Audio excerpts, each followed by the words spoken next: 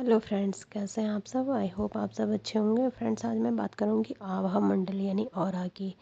जैसे कि आपने देखा होगा कि जो हमारे ईश्वर की पिक्चर्स होती है, किसी भी भगवान की आप पिक्चर देखते हैं तो उसके उनके फेस के पीछे एक चमकता हुआ सर्कल सा दिखाई देता है, जिसको हम ऑरा कहते हैं। वही आभा मंडल ईश्वर के नहीं, मनुष्य के भी होता है, जो कि हमने गलत चीज़ों से उसको धुंधला किया होता है, काला किया होता है। लेकिन वो तो ईश्वर है, उन पे तो नकारात्मकता उन पे जा ही नहीं सकती, इसलिए उनका ऑरा हमेशा शुद्ध और चमकता हुआ नज़र आता है।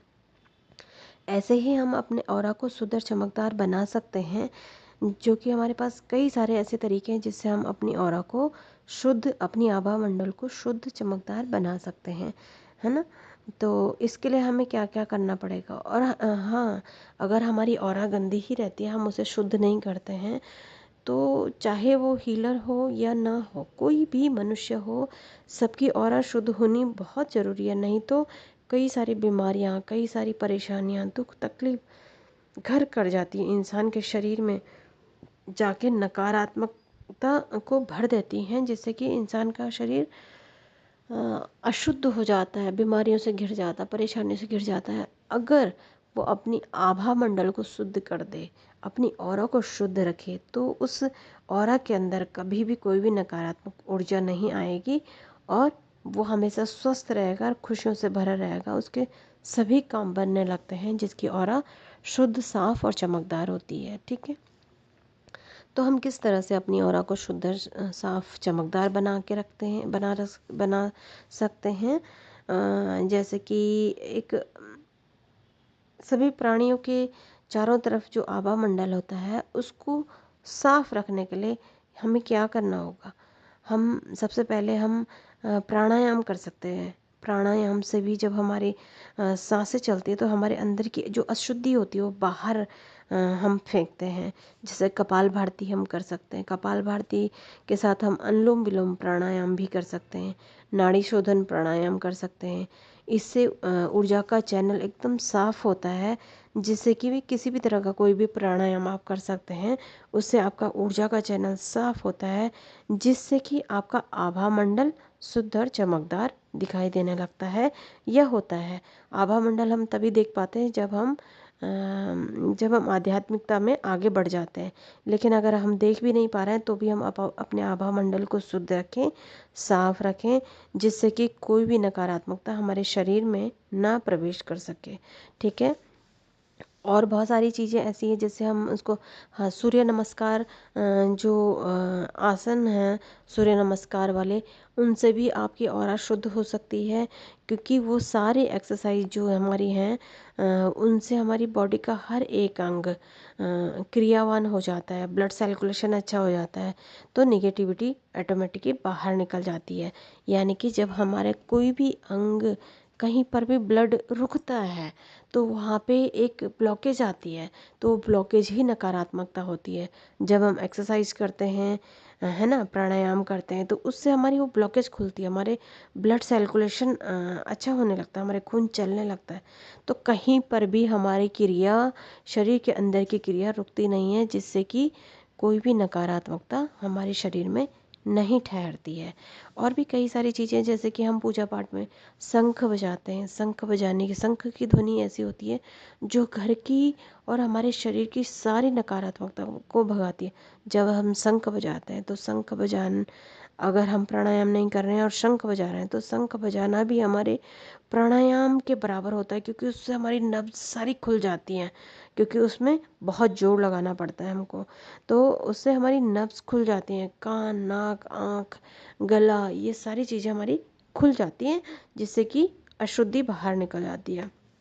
और घर में घंटी बजाना, घंटी बजाने से हमारे घर का हमारे घर का सारा वातावरण शुद्ध हो जाता है, कोने कोने से नकारात्मकता बाहर निकल जाती है।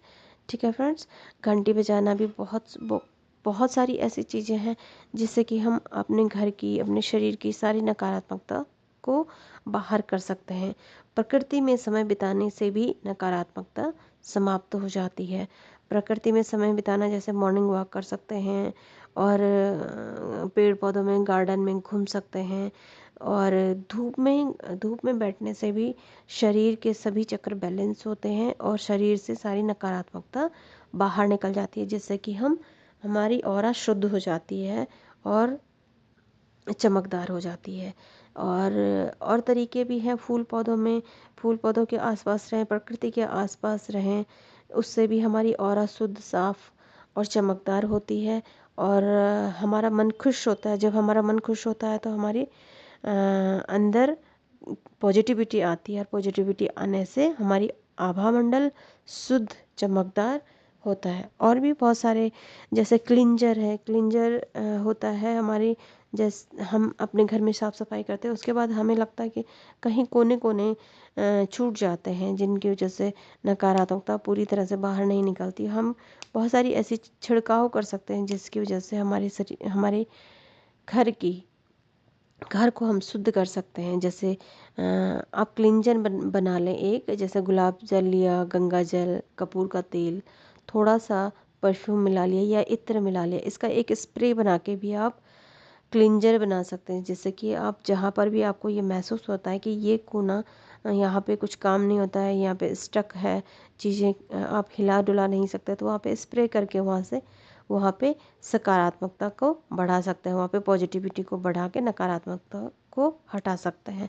ऐसे भी बहुत सारे तरीके हैं जिससे हम अपने घर को सकारात्मक ऊर्जा से भर सकते हैं।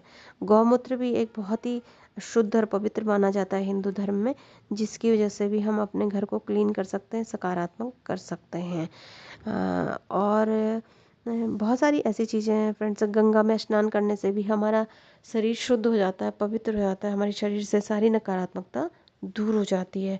अच्छा संगीत सुनना, अच्छी ध्वनियों को सुनने से भी हमारे शरीर से सारी नकारात्मकता बाहर जाती है, जिससे हमारा शरीर शुद्ध हो जाता है, पॉजिटिव हो जाता है, पवित्र हो जाता है, और हमारा शरीर सकारात्मक ऊर्जा से भर जाता है, हमारे अंदर पॉजिटिविटी भर जाती है, जिससे कि हमारा आभा मंडल चमकने लगता है, हमारी ऑरा शुद्ध हो जाती है, चमकदार हो जाती है। हमारी ऑरा चमकदार होने से हमारे सभी काम बनने लगते हैं, हमारे अंदर पॉजिटिव एनर्जी आती है और बीमारियां, दुख, परेशानियां सब दूर रहती हैं।